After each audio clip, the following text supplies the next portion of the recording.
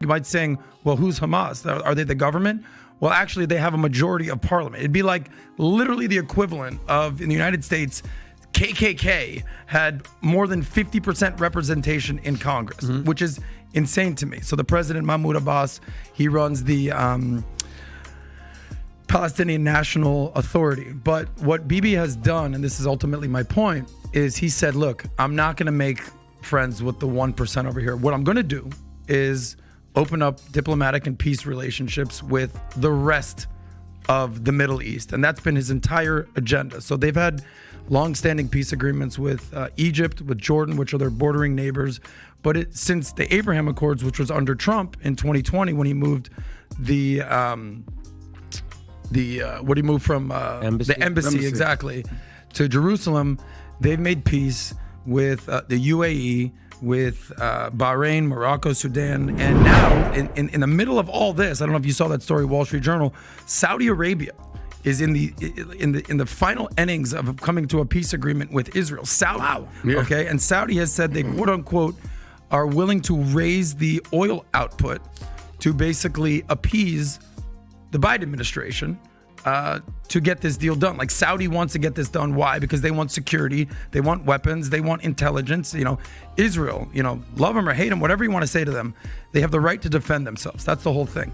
But when you talk about the Mossad and the IDF, when you talk about intelligence, talk about tech, you have this small little startup country that was since 1948 and is an economic miracle.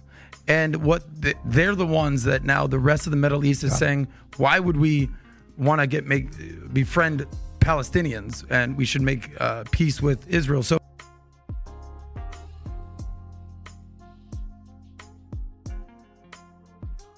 there are civilians killed on both sides, and I detest the killing of any civilian, as do most men of God, any civilian on either side. But the fact of the matter, the simple fact of the matter is this: when the fighting ends, if the fighting ends, there will still be Israeli children and there will be Palestinian children. Israeli children will have access to education. Israeli children will have running water. Israeli children will have food in their stomachs with all the might and money that Israel has and all the support it has from around the world, places like the United States. Whereas when this war is over, or if the fighting dies down, there will be Palestinian children who will not have access to education, who will not have access to clean drinking water, who will not have access to food. So I've decided to donate money to help those children out. In the very same way that, regardless of what your opinions are on the Russia-Ukraine war, and everyone knows my opinions, I still, despite my dislike of the Ukrainian government and the money given to its regime, and despite my understanding of why the war actually happened, I went up to the border loads of times with food and coats and clothes because women and kids were being displaced, and women and kids were coming across the border to Romania, so the women and kids needed my help. 1,000 years. This didn't start after World War II. And let's move away from Israel-Palestine. I want everyone at home to understand, the only people who advocate violence are people who are not particularly familiar with violence. Agreed. You'll notice professional fighters try very hard not to get in street fights. We know how ugly true violence is. And there's a lot of people who are like, yeah, war, yeah, violence.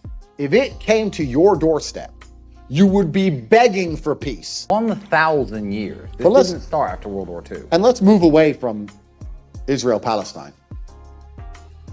I want everyone at home to understand, the only people who advocate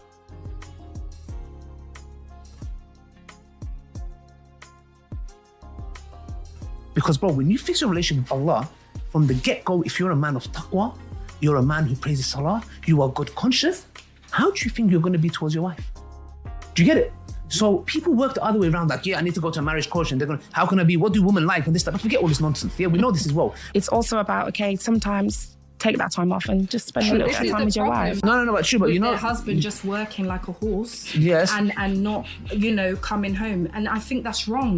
You It's have miserable. to have mercy for your husband as well. No, exactly. Sit there and enjoy the benefits of your husband, Mm-hmm. and Exactly. not care that And it's- he's not resting, not care that he's not, eating food properly. That's wrong as well. As a man or as a woman, and the hadith that really sticks out to me on that basis is the Prophet ﷺ said that, and this is Mustadrak Hakim hadith, it's not Bukhari but it's still Sahih, said that the sharaf of this ummah, the dignity or the honor, the badge of honor of this ummah is Qiyamul Layl. And he said that its izzah, its might, is istighna'uhum 'an nas, self-dependency, when someone is self-sufficient.